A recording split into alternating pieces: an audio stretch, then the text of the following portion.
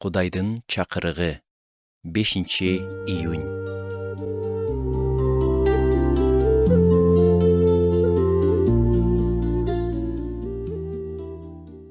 Кээде оозумдан чыгып кеткен сөздөргө өзүм да таң калам.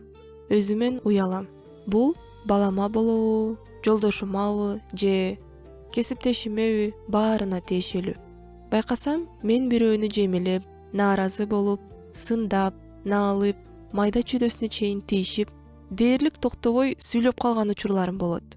Араб элинин эски макалында айтылат: 3 нерсе жашоого чыдагыс кылат: чатырдан аккан жамгыр, курт-кумурскалар жана дайыма жемелеген аял. Бул макал мага Накыл сөздөр китебиндеги бир аятты эске салат: ажаан, ачуулуу аял менен жашаганча ээн талаада жашаган жакшы. Чырчылдык дайыма жаңжалга алып келет. Тынымсыз жемелөө ачууну жана таарынычты жаратат. Бул аял болобу, же эркекпи, бала болобу, же ата-энеби, иш берүүчү же кызматкерби, баарына тиешелүү. Тамчы, тамчы, тамчы.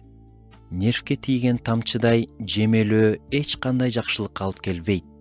Ал күйөө менен аялдын ортосуна алыстоонун дубалдарын тургузат.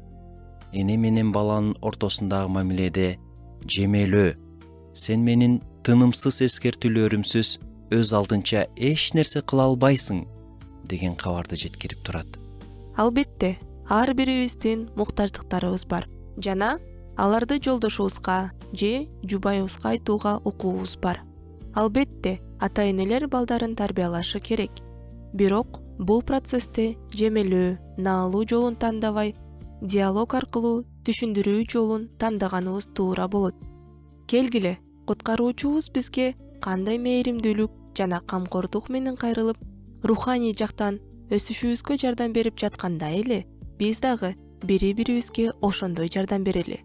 Жашообуздун кайсы тармактарын кайра карап чыксак болчудай. Кудай акылмандуулук берсин.